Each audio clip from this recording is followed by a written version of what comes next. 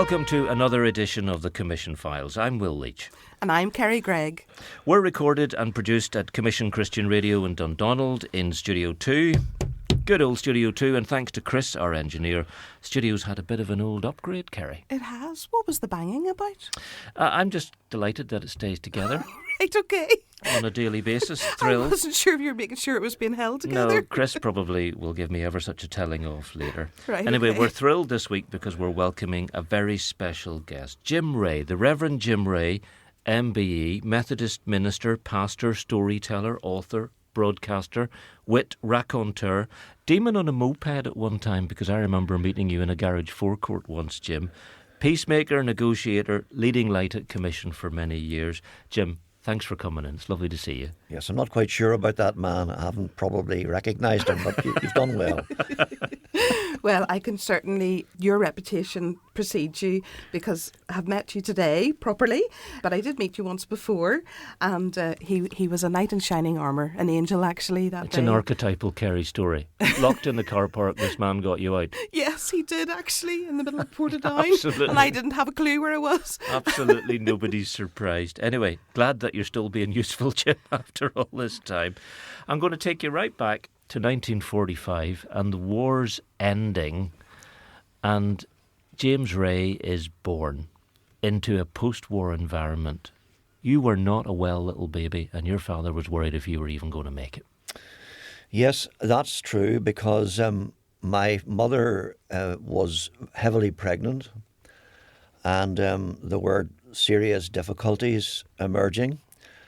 And so my father had gone to a lady in the street, Ottawa Street, North Belfast, and this woman was very prayerful, and she prayed that I would live. The doctors told my father that it was possible that the mother would be saved, but not the child. So my father then this day rings up, and he rang actually the hospital, and it's going to find a phone box. It's not a mobile phone day or anything like that. And he's told that he's a son.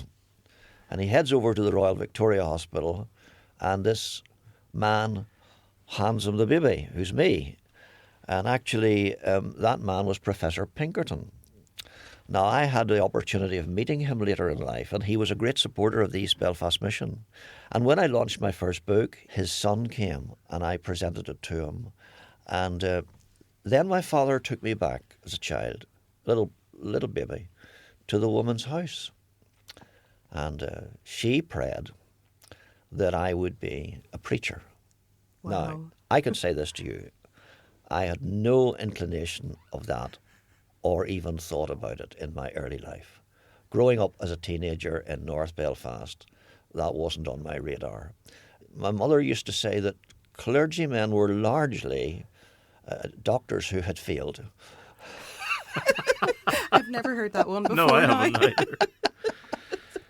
Very, very interesting. And there was a sense then that people thought, and I know young men and women often struggle with this, but people thought there could be great things coming. But it was a very ordinary childhood, loving family, you know, playing football and cricket in the waste ground, going to school until you could get out of school.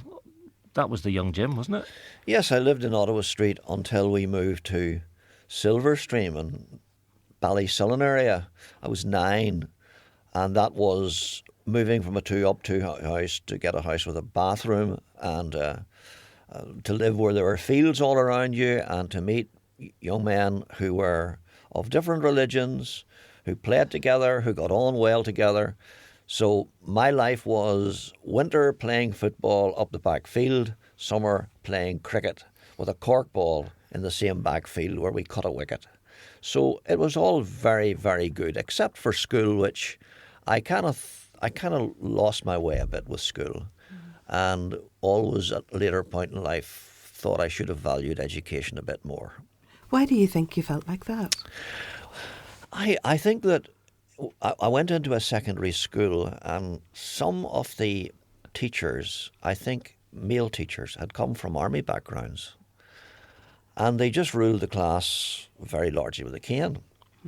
And we were sort of, young fellas would have sort of put it up to them. It didn't actually work.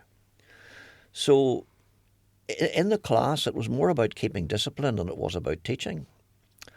And so at 15 years of age, I left, and we'd go into school and we'd get enrolled and we'd wait for the break and we would slip out and we'd head for a walk up the Black Mountain or Cave Hill or to a cricket ground nearby where we'd lie and soak up the sun in the May and June before we left school. Is that when Ireland was always sunny? That was when Ireland was always sunny. There was a year around 1959 when I think it was a remarkable summer.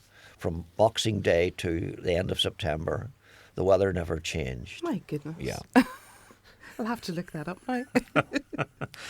I mean, you were very influenced by your grandmother, a woman of God who loved her Bible and read it. And she must have been a big influence on you then.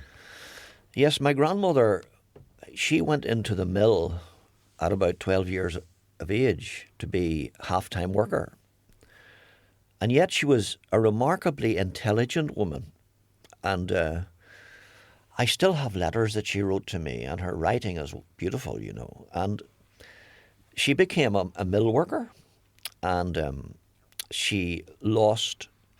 My mother was a twin, and the little baby brother, George, he died at childbirth and is buried somewhere in Shankill Cemetery, which is another story. But when I go past the cemetery, I sometimes think about this uncle of mine who never made it from being born. So my grandmother read the Bible every day, and for her it was the King James Authorized Version. And she read the Bible through, actually. And she would have played a lot of hymns and music on a radiogram. We had a region tone radiogram. And she liked classical music, so she played Kathleen Ferrier and people like that. So I remember going back, when she died suddenly, in the first day of 1973, she was 77. She'd had 2 heart attacks and she just dropped dead. And I remember that was my first experience of grief. I really, really cried and cried about her death. And then sometimes I'd go back up there and I'd sit at the end of the street and look at the houses. And then they were being redeveloped. So the last time I went, some of the houses were just lying open. And I walked in, and there was the toilet in the yard and the whitewashed yard, 2 up, 2 down. And new houses were being built. And I came away and I thought, oh my goodness, that was a slum. And then I thought, how could it be a slum? What my grandmother taught me. The Bible, the hymns of the church, ethics really, morality, and all of those things, I think it was a really precious place. It obviously had a profound effect on you. Had a profound effect on me, and I suppose my Christian beginnings were there. We moved to Silverstream. My father began to attend the Elim Pentecostal Church.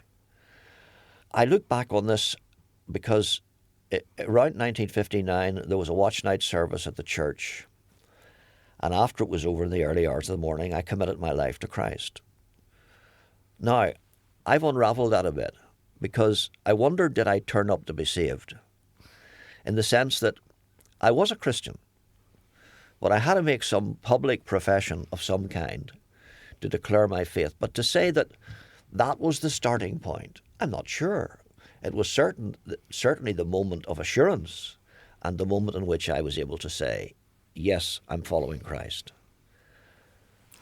And you know what, I think assurance is what an awful lot of people are looking for in life. Yeah.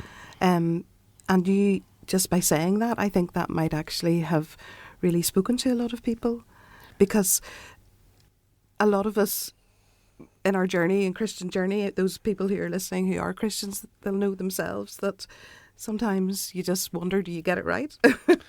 Well, I sometimes think that looking back on people like Martin Luther and others, I mean, and John Wesley actually. Was John Wesley a believer before he was made that profession in 1738 in Aldersgate Street. There's a debate about that. Was he a Christian before that, or was that a moment? But I think there's an awful lot of people who put their faith in Christ, trust the Lord, seek forgiveness every day, live with a little moment of prayer, who feel, I don't think I'd be good enough to say I'm saved. But they maybe are, and they've never just found that assurance. Yes. Yeah. My old friend Sidney Callahan, minister, I refer to him later probably, but he had an illustration which he told me one day, and I thought, that makes sense to me. He said, there's some people, they sleep in the room and they keep the curtains closed. And he said, when they get up at 7:30 or 8 o'clock, they just part the curtains, and the light comes rushing into the room. He said, there's other people sleep with the curtains open. And he said, the light comes gradually into the room. What's more important is that at 12 o'clock on the day, the same light is in the room in both situations. Yeah, absolutely. Mm-hmm. Sidney Callahan, or Reverend Sidney Callahan, I should say, he was a big influence in your life as well.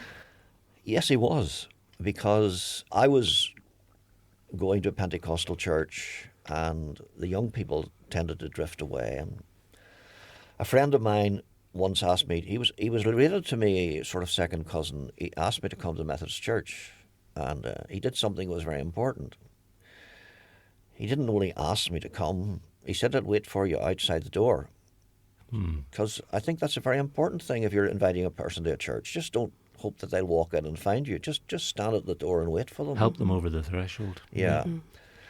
So I went to the Methodist church, and to me, it had an openness and a freedom and a sort of an ethos that I could deal with, because to some extent I was brought up in the old kind of legalistic kind of Christianity. So football was out, television was out.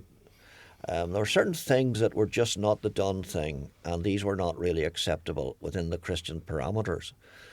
And I found that the Methodist Church was less legalistic. And but Sidney, he became a minister of a Methodist church nearby called Agnes Street. And he decided actually that he was single at the time. He decided that he would not take the manse up the road somewhere, but he'd live in the house next door. So he bought the house for £750, and he lived at number 168 Agnes Street in that community. And the place never stopped. I mean, I stayed in the house many times.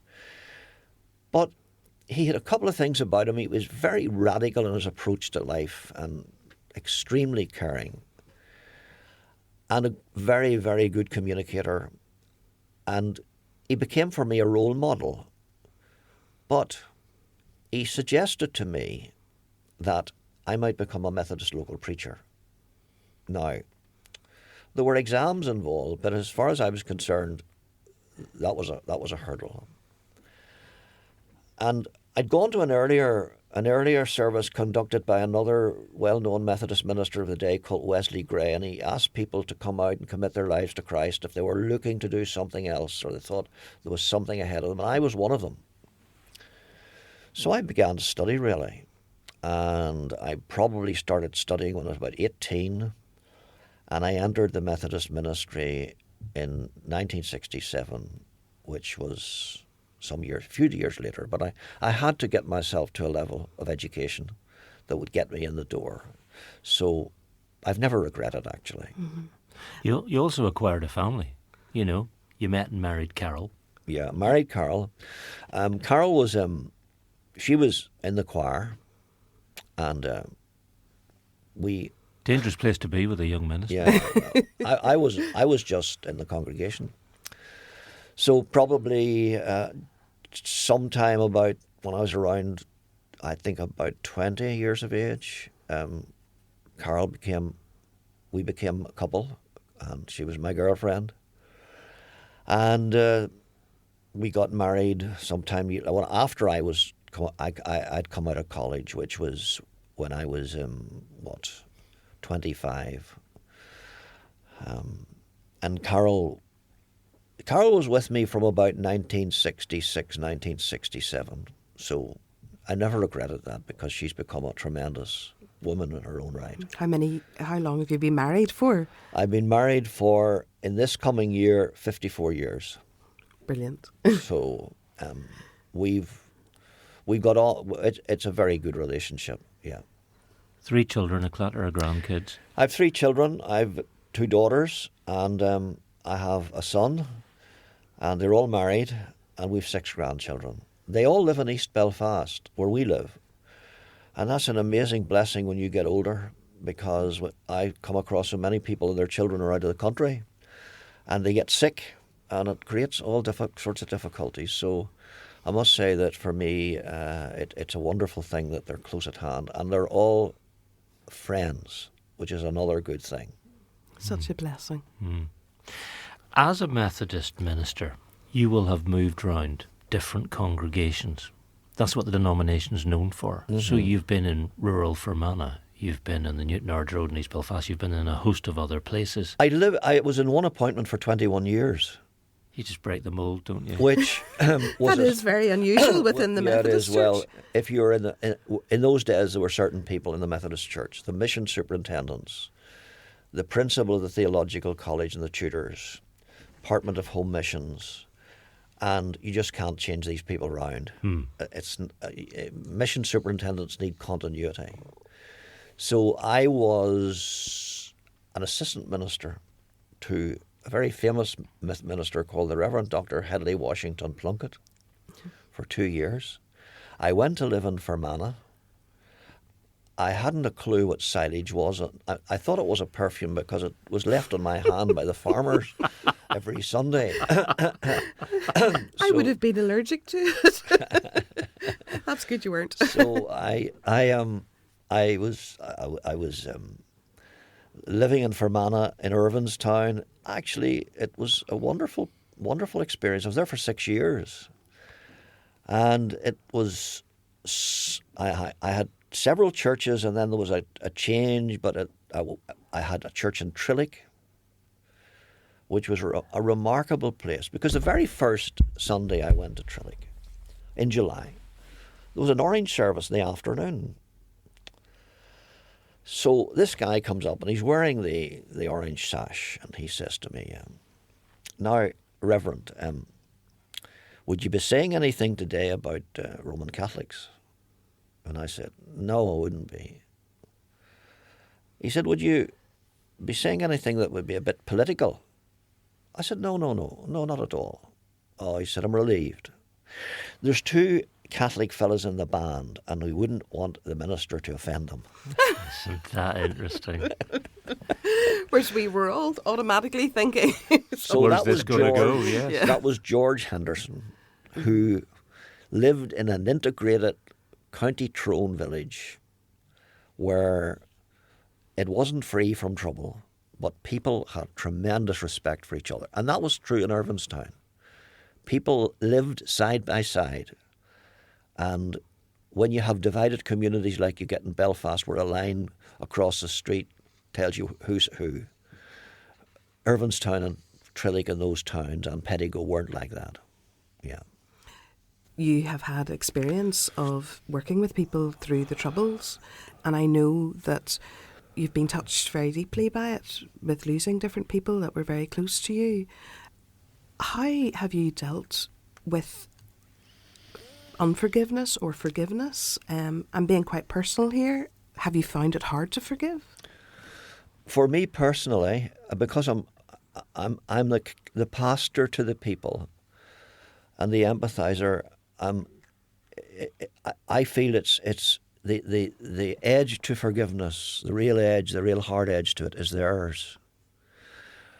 And I'm not wanting people to say 24 hours after someone in their home has been murdered, "Oh, I've forgiven them." Because sometimes forgiveness is a process. And we have to recognise that in the end, the ultimate forgiver is God. What I find is that when people find the ability to forgive, it creates a release for them.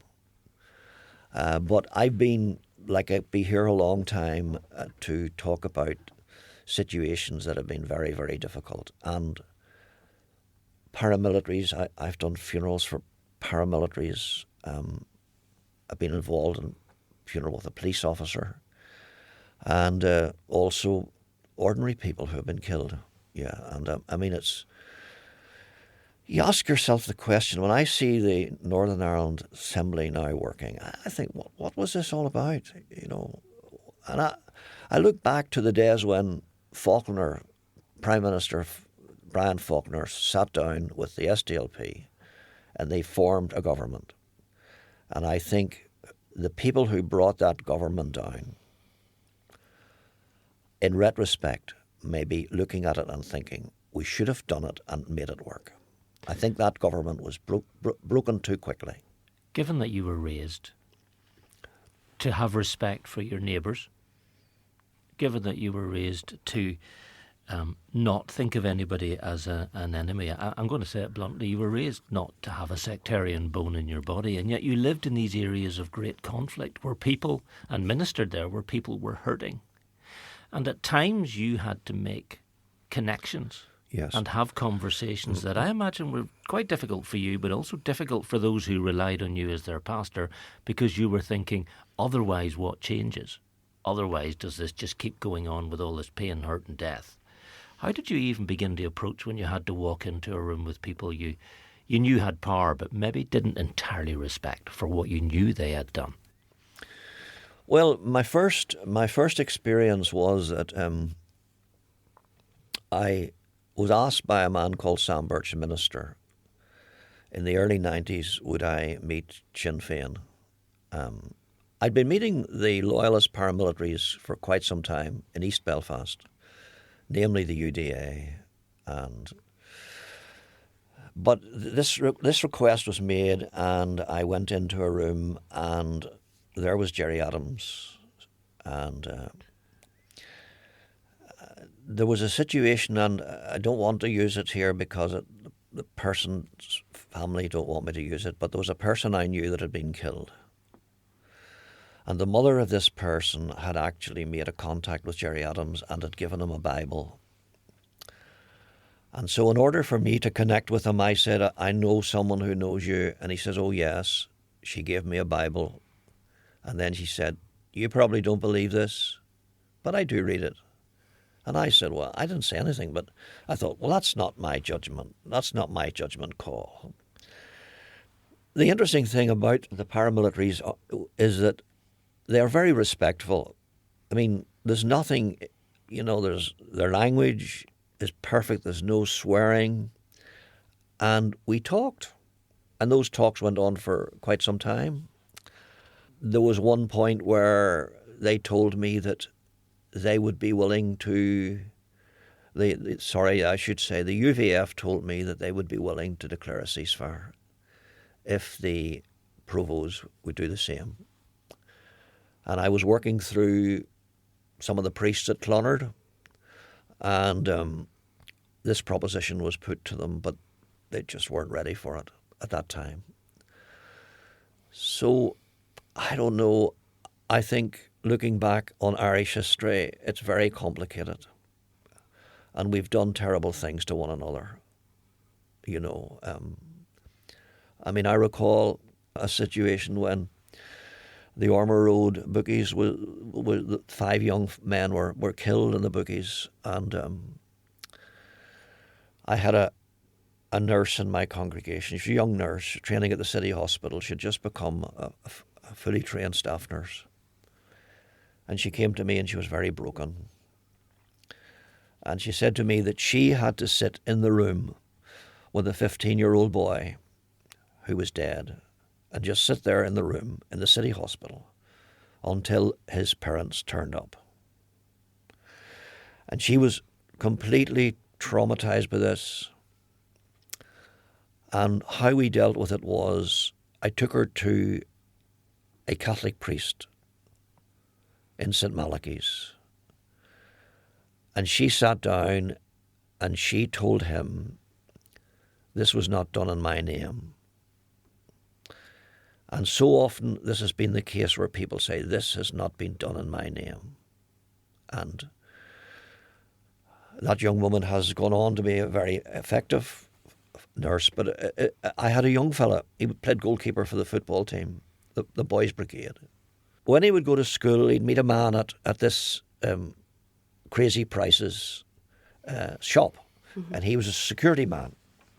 So my friend, the young lad, he was a great Manchester United supporter.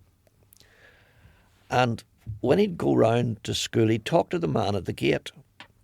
And this man brought him from Manchester, through his son, programmes and memorabilia from Manchester United.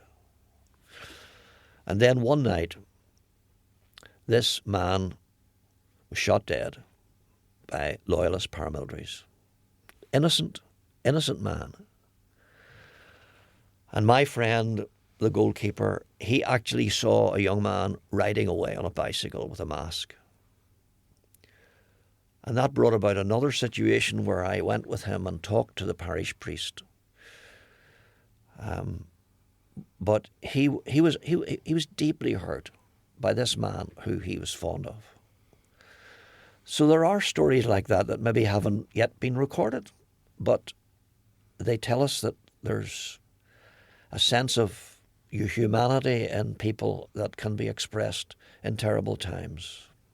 You're listening to the Commission Files. We're going to take a quick break.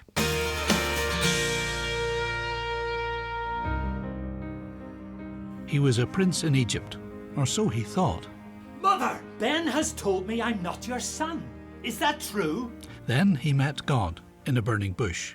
I am the God of your father Abraham, the founder of your people, Moses. I have heard the misery of my people in Egypt. I have come down to set them free. And he made enemies. Do you take me for a fool? Get out of my sight! He led his people to freedom. We, the people of God, will pass through. But he faced rebellion from those he loved. Listen to my words. To my servant Moses I speak plainly. Why have you spoken against him? Have you not realized that I am with him and will not have him spoken against? Commission presents Moses My Brother, a Bible drama in 13 parts, available online at commissionradio.org.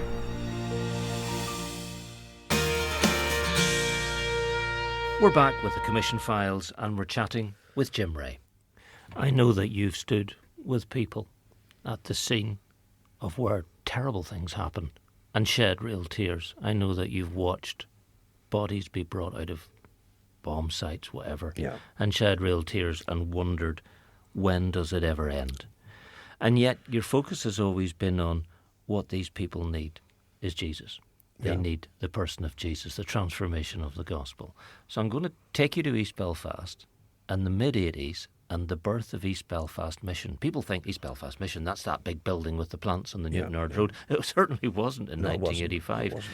But how on earth did it even come about, Jim? Because you were at the centre of that.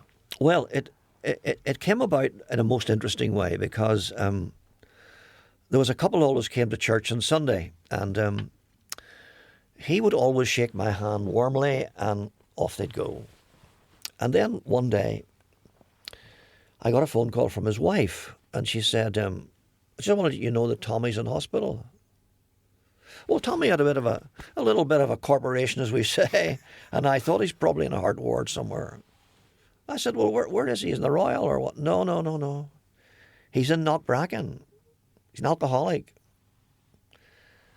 Oh, my goodness, I thought. Couldn't have picked that up. So that very Sunday evening, and I still remember it in May, that May evening, beautiful, 1980, I went up to see him. And he told me a story. He told me that he'd been, earlier in his life, made a profession to be a Christian. He had a shop in East Belfast, a DIY shop, and he was asked by so-called paramilitaries to produce money. He refused, so the shop was burned out. And he just went from one thing to another, and he would tell me he could drink very heavily and not appear to be drunk. So the story went on, and we came to the end of this in this fairly basic room in Graham Clinic, as it was at the time. And he knelt down on his knees and committed his life to Christ. And he said to me, after he came out, I could help you here. I said, what do you mean you could help me? Well, he said, my background's in catering. I do catering. So he said I could start up a drop-in centre. So this old rickety hall that we had became the drop-in centre. And some of the guys that came to help us were people who had issues, you know.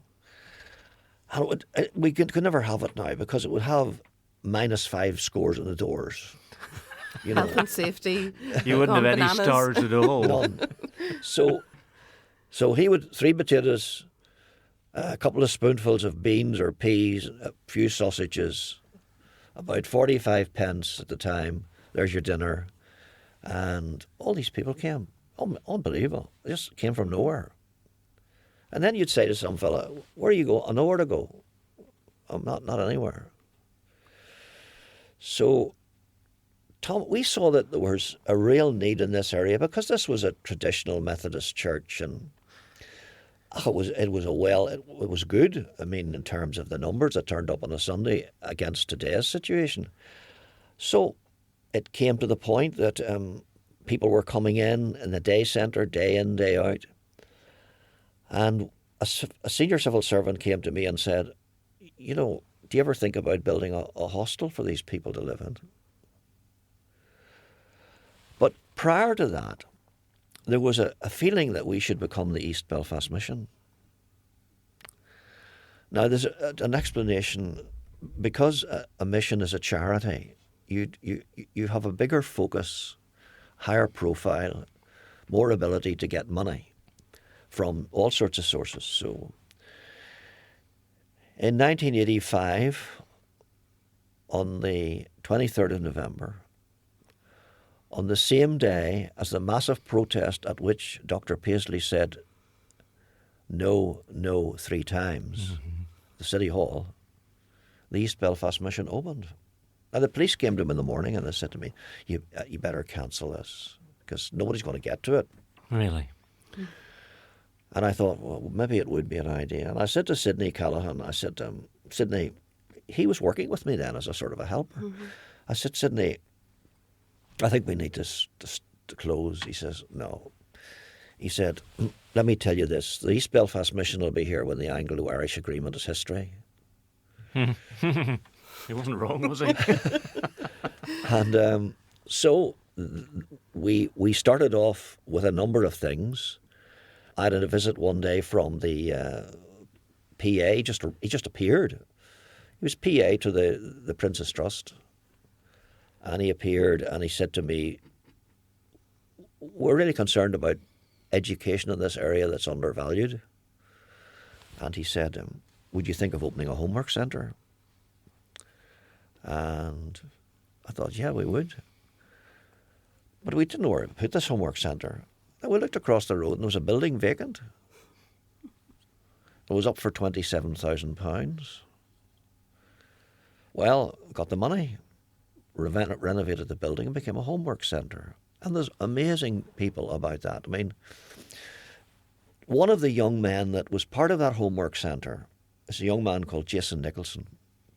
He heads up the child, what we used to call the orphan fund of the Presbyterian Church in Ireland.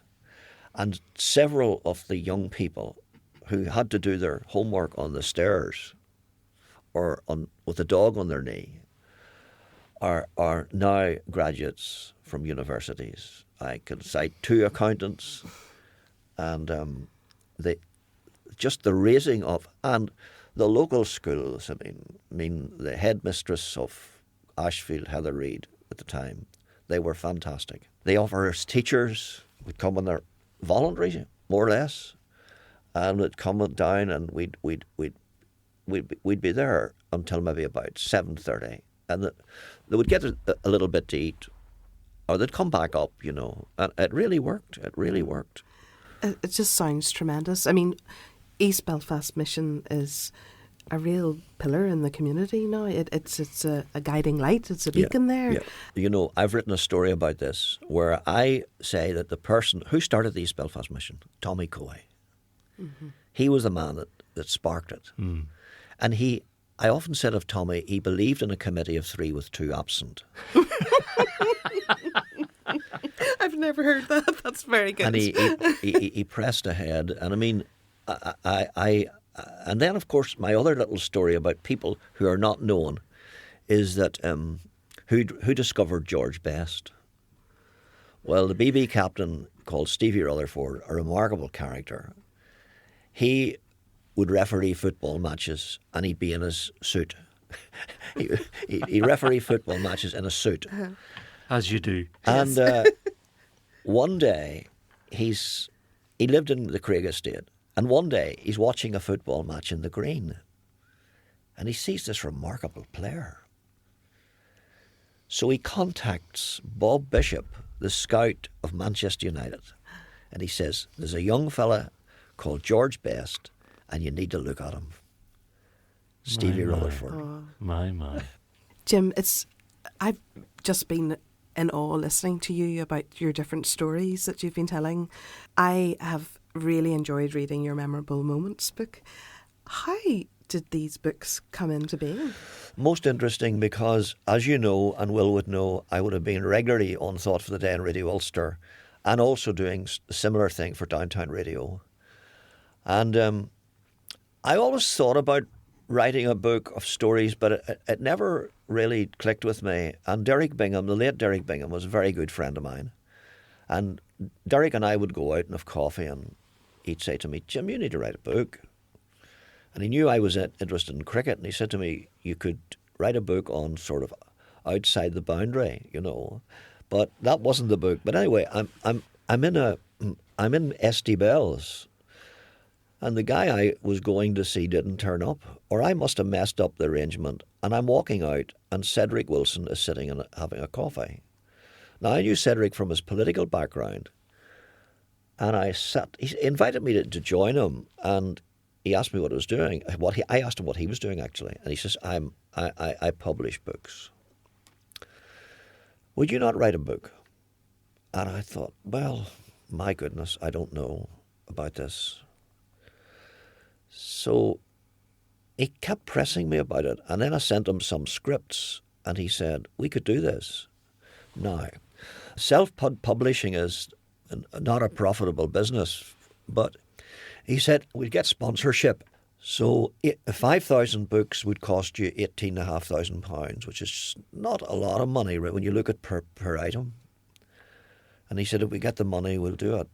So within 10 weeks, I got all the sponsorship.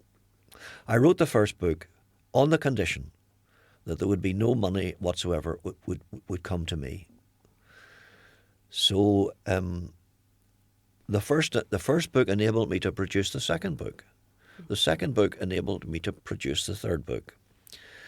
So to date, I've given away £24,000, and I have £7,000 in a bank account, which I'm about to distribute. So the £18,500 became £31,000, and it will be more than that, actually. It'll be probably like 36, I would think. Set the money aside. The stories are absolute gold, and they're short, they're a page or two, they're bite-sized, they have meaning, they make people think. You've brought enormous pleasure to people, never mind helping all the good causes you've helped. You do know that, don't you? Well, I'm interested in the responses I get. I mean, I get a guy writing me from prison. He picks it up in the library, and he writes to me to say that he's getting out soon and he's trying to get his life together. What I really wanted to do, I mean, these books are they're not academic books by any means. A minister might get a story or an illustration for a sermon, but that's not what I'm aiming at. I'm aiming at people who are not really big readers. I mean, a lady came up to me in church and she said to me, and she was a lady who lost a lot of school with illness, and she does. She's a great mummy and a wonderful person and very intelligent, but probably her literacy skills aren't great. And she said to me, your 2 books are the only books I've ever read in my life. Now, I took that as a great compliment. Yes, very much so. Because I'm focusing these books at a way in which there's a story and it's not hitting you up the face of the Bible, but it's an exposure of the Christian message that make you think about it. And that's really what I've tried to do. And I mean, I write every 6 weeks for the Belfast newsletter, a similar thing, and I write a monthly piece for the Shankill Mirror, which is 25,000 circulation. Your life has been full to the brim with all sorts of different scenarios and situations you've been involved in, and I would say that they have been God incidences.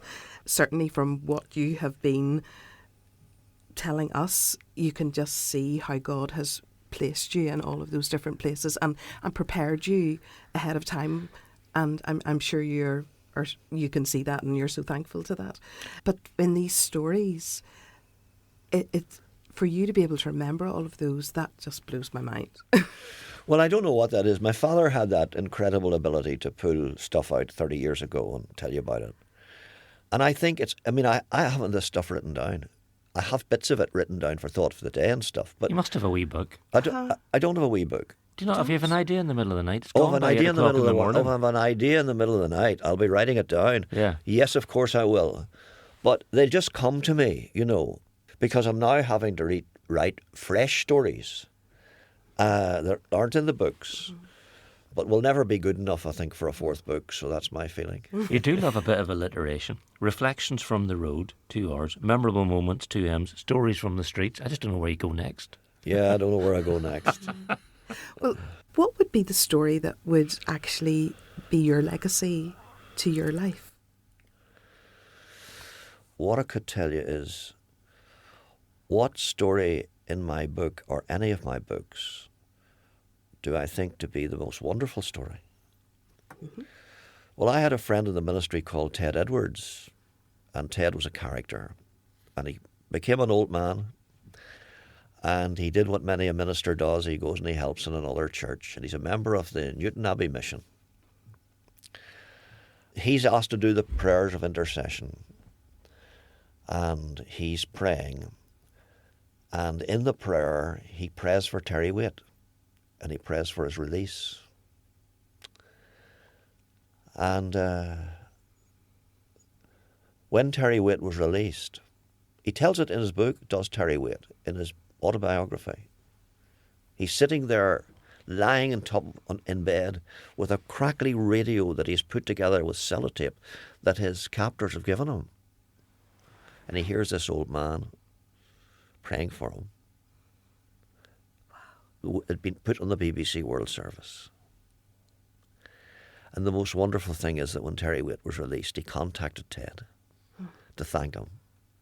And he said, as he lay there, he said, "Bless you, old man, wherever you are." Isn't that amazing? That is just wonderful. You are a brilliant broadcaster, and I'm very conscious that for however much longer, and you've made it very clear it won't be for very much longer, you are chair of the trustees at Commission, who own this studio where you are sitting right now. Why do you love the medium of radio, whatever format, in this case a podcast? Why do you love it so much? Well, I'll tell you a story about that, because when I was working down in the mission, there was a man called Mal, and Mal was an avid Ranger supporter. He was absolutely a big Ranger, and he was homeless. So I discovered that Mal had a little radio about this size, and he put it up in his room, and he turned it to such a way that he could get a signal to get Radio Scotland to hear the commentary of the Rangers match. So I saw this, and I had got Sky in, you see, and I said, "Rangers playing Celtic, come up to the house." "Well, no, I don't want to do that."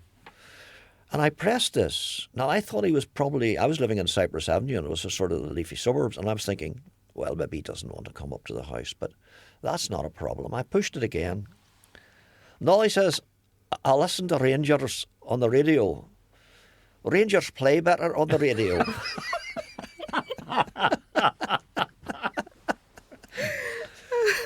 Well, it was. You get better pictures on the radio, Alan for Green, sure. you see, he's being interviewed about being a football commentator for radio, and he says, I commentate as if everybody is blind.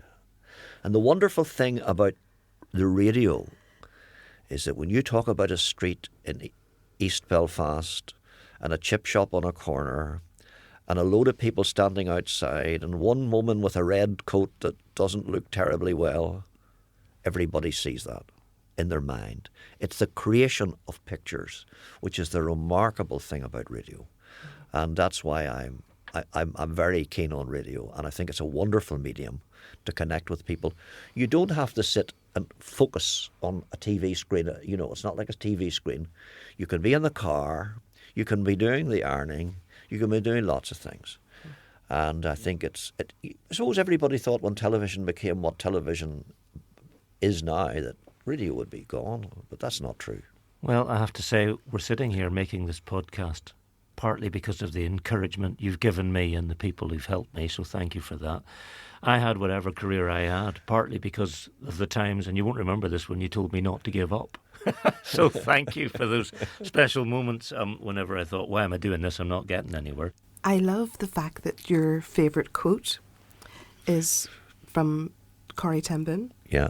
And she said, or she asked the question, is prayer your steering wheel or is it your spare tyre? Yeah. From what you've just said, I would be thinking that it's very much your steering wheel. Well, I would hope, but I'm not I'm a guy whose concentration runs all over the place. So I know people who pray and spend their lives praying. Some of my friends are devoted to prayer. I wouldn't find prayer as easy as that. But I hope I try to live in a relationship with God, and that, you know, sometimes I would see someone on the street, they tell me that their sister's dying or their brother's in trouble, and it's at a bus stop. And I say, don't close your eyes and look too holy, but let me stand and look at you and pray for you now in the next little while. And I think that for me is a way of bringing prayer into the context of every situation.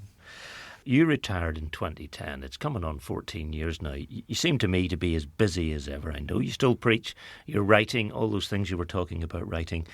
But I want to get back to the motivation of that baby that was prayed over just as the war was ending. What gives you hope? I know you believe in the power of the gospel of Jesus Christ to change lives, but what do you pray for now? What gets you out of bed in the morning? I'm delighted that you got up and came over here this morning, but what motivates you now?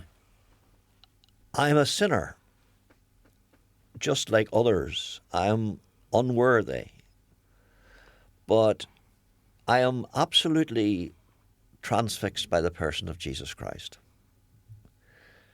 I think that to make this amazing discovery, it is the most passionate thing, you know, about what I am. And Charlie Bain came to the Remembrance Day years ago in Fermanagh. It's in the book, and he spoke to the congregation on that Remembrance Day with the snow falling down, and he said, if you're a unionist first and then a Christian, you're not a Christian.